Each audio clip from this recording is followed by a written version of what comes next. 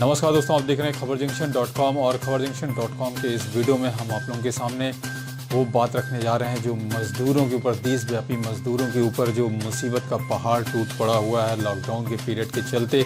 वे जगह जगह अपनी पैदल यात्रा के चलते चलते वो आखिरी में उनकी अंतिम यात्रा हो जा रही है और इस मुसीबत का सामना किस तरीके से किया जा रहा है वो भी सब देख रहे हैं आप लोग।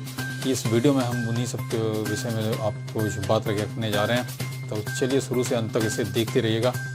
तो ये क्या है कि ये बदकिस्मत जो जानलेवा पैदल मार्च है, ये औसतन 3 दिन में 2 मज़दूर घर पहुंचने से पहले दम तोड़ रहे हैं। और हादसों के अलावा कुछ मज़दूरों ने चलते चलते भी दम तोड़ा है। जाति, धर्म, ऊंच नीच, कानूनी अराजकता से बचकर ये मज़दूर बेहतर है रोजी रोटी की तलाश में दूर दूर तक जाते हैं। और जलना से शहडोल की दूरी करीब 1000 किलोमीटर है।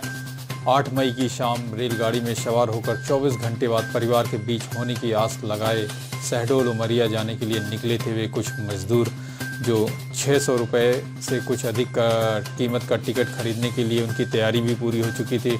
साथ ही पेट भरने के लिए कुछ रोटियां थी उनके पास और रोटी की खातिर वे इतनी दूर गए हुए थे।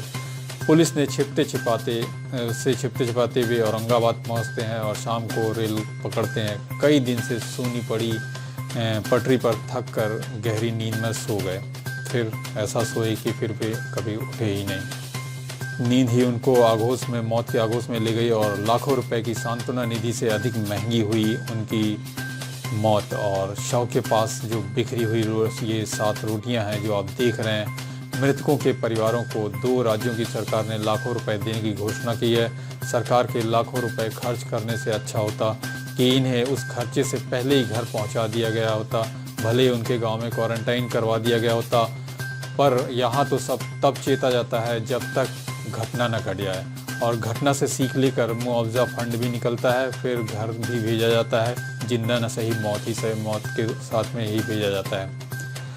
सेव लाइफ फाउंडेशन और अन्य रिपोर्ट के मुताबिक इन दौरान वाहनों से अनियंत्रित होकर हादसे हुए हैं और इनमें 7 मई तक 51 मजदूरों की जान जा चुकी थी। औरंगाबाद में ट्रैक पर सो रहे 16 मजदूरों की मौत के बाद आंकड़ा 71 हो गया था और इससे पहले 5 मई को उत्तर प्रदेश के मथुरा में सड़क हादसे में 7 लोगों की मौत हुई थी और ये सभी मध्य प्रदेश के थे। वहीं 4 मजदूर ने सैकड़ों किलोमीटर पैदल चलने के बाद घर के करीब पहुंचकर उन्होंने दम तोड़ दिया। और आपको बता दें कि मुख्य न्यायाधीश की चेतावनी के 7वें दिन हैदराबाद से पैदल गांव की ओर रवाना हुए 20 लोगों के जत्थे में शामिल 19 वर्षीय युवक भी कुचला गया था। और मध्य प्रदेश के बालाघाट जिले में किरनापुर से करीब 60 किलोमीटर दूर गोंदिया के निकट मजदूर डोमेश चक्कर खाकर रेल इंजन के नीचे आ गया था और उस समय भी पलायन के लिए आतुर मजदूरों की समस्या पर विचार की मांग उठी थी। और उसमें क्या हुआ, पहल के नाम पर एक ऐप बना दिया गया। तो भारत कोविड-19 की लड़ाई के संवेदनशील दौर से गुजर रहा है और कुछ राज्यों को अब बाहर से लौटने वाले श्रमिकों का बोझ भी उठाना है। तो ऐसे में वित्तीय चुनौतियों को हल करना बहुत ज़रूरी है। राज्य स्तर पर फंड की कमी वायरस से निपटने में भी असर डाल सकती है और इससे आने वाले सप्ताह में हालात बिगड़ भी सकते हैं। नीति निर्माताओं को कई प्रकार के विकल्पों पर विचार करना चाहिए और इसमें वेज एंड मीन्स एडवांस बढ़ाना और बाजार से ऋण लेना, सीधे केंद्रीय बैंक से ऋण लेना, ये सब शामिल है। ये निर्णय आसान नहीं है लेकिन ज़्यादा लंबा निर्णय भी गलत होगा। और देशव्यापी लॉकडाउन की अवधि बढ़ाने और कोविड-19 के मामलों में लगातार इजाफा होने से यही संकेत मिल रहा है कि विभिन्न राज्य और हमारी अर्थव्यवस्था एक बड़ी मुश्किल की ओर बढ़ रही है और आने वाले दिनों में मुश्किलें बहुत अधिक बढ़ सकती हैं, क्योंकि कोविड-19 महामारी से सीधी लड़ाई लड़ रहे राज्यों के संसाधन समाप्त हो रहे हैं। और इसकी एक वजह यह भी है कि केंद्र सरकार की ओर से होने वाले राजस्व स्थानांतरण में भी देरी का भी देखा जा रहा है। और इस बीच कई राज्य कोरोना वायरस को रोकने के लिए लागू लॉकडाउन की वजह से रुकी अर्थव्यवस्था को बढ़ावा देने के लिए कई राज्य ने अपने श्रम कानूनों में छूट देने के लिए आगे आ रहे हैं। बहुत से राज्यों ने काम करने के लिए अतिरिक्त घंटों को मंजूरी दे दी है और इसे 8 घंटे प्रतिदिन से बढ़ाकर 12 घंटे कर दिया गया है, जिससे कोरोना वायरस महामारी की वजह से लागू देशव्यापी लॉकडाउन के खत्म होने के बाद फैक्ट्रियों का काम शुरू होने पर उत्पादन की रफ्तार को बढ़ाया जा सकेगा। वहीं मध्य प्रदेश के मुख्यमंत्री शिवराज सिंह चौहान ने ऐलान किया था कि कंपनियों, दुकानों आदि के लिए नए रजिस्ट्रेशन और लाइसेंस 30 दिन की जगह केवल 1 दिन में किए जाएंगे। और इसके साथ फिर उसके बाद दूसरे जो प्रदेश है वो है गुजरात। वहाँ के मुख्यमंत्री विजय रूपाणी ने भी ऐलान किया कि मौजूदा श्रम कानून के तहत आने वाले न्यूनतम वेतन, सुरक्षा और दुर्घटना की स्थिति में मुआवजे से संबंधित नियम लागू रहेंगे और इन 3 मामलों में कोई छूट नहीं दी जाएगी।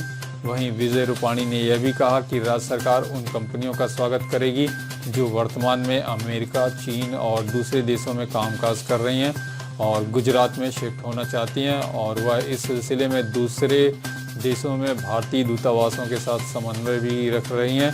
और साथ ही उन्होंने यह भी जोड़ा कि राज्य के अधिकारी उन कंपनियों को आकर्षित करने के लिए भी काम करेंगे और जो चीन से खुद को बाहर निकालना चाहती हैं।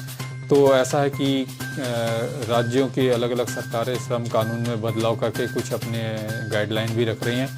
वहीं सत्ताधारी राजनेता जिन्हें कोविड-19 के शुरुआती दिनों में लोकप्रियता मिली और अब महामारी फैलने के साथ उस पर असर हो रहा है, डोनाल्ड ट्रंप अब सर्वेक्षण में जो बाइडेन से काफ़ी पीछे हैं। वहीं व्लादिमीर पुतिन रूस में 20 वर्ष की अपनी सबसे निचली रैंकिंग पर हैं और शी जिनपिंग को चीन और अंतर्राष्ट्रीय समुदाय दोनों जगह कड़े विरोध का सामना करना पड़ रहा है। वहीं ब्राज़ील के जेल बेल्सोनारो, जिन्होंने ट्रंप की तरह शुरू में महामारी को खारिज किया था और वे अधिकांश कारोबारियों का समर्थन गंवा चुके हैं और अब उनके पास केवल कट्टर समर्थक ही बचे हैं जो कि उनके अपने हैं। और ब्रिटेन में बोरिस जॉनसन ने महामारी से निपटने का तरीका भी बदला है और यूरोप में सर्वाधिक कोविड मौतों के कारण वह भी निशाने पर है, परंतु ये सभी नेता दांवपेच जानते हैं और शायद अपने दांवपेच की वजह से ये बच भी जाएं। Centre for monitoring Indian economics के मुताबिक भारत में बेरोजगारी दर 27% है, यानी करीब 12.2 करोड़ लोग बेरोजगार हुए हैं और इनमें से 9.1 करोड़ लोगों का रोजगार अप्रैल में छिना और इनमें अधिकांश छोटे कारोबारी और दैनिक मजदूर हैं। भविष्य कई सवाल खड़े कर रहा है। यदि ज़्यादा लोग घर से काम करने लगेंगे तो क्या होगा? लोग पहले की तरह क्या कार खरीदेंगे? मौजूदा वाणिज्यिक परिसरों में कितने कार्यालय ज़रूरत से अधिक हो जाएंगे और इसका निर्माण उद्योग पर क्या असर पड़ने वाला है? ध्यान रहे यह क्षेत्र शीर्ष 3 रोजगार प्रदाताओं में से एक है। चाहे जो भी हो, इन श्रमिकों में से कितने अपनी इच्छा से वापस जीवन और मौत के उस भयावह अनुभव के बाद शहर लौटना चाहेंगे? क्या नियोक्ताओं को उन्हें वापस बुलाने के लिए बेहतर वेतन भत्ते देने होंगे? मुख्यमंत्री तो ऐसा नहीं कह रहे हैं, लेकिन जो भी हो, लाखों लोग अब श्रम शक्ति से बाहर हैं। उत्पादकता पर असर होगा क्योंकि बढ़ती आबादी में काम करने वाले कम रह जाएंगे। तो मित्रों, ये रही आज की कुछ विचार जो पर चर्चा, जो श्रमिकों को लेकर विवाद उठ रहे हैं, उनके साथ घटनाएं घट रही हैं। कैसा लगा ये वीडियो कृपया कमेंट्स में ज़रूर लिखें और चैनल को सब्सक्राइब करके जरूर। धन्यवाद, नमस्कार।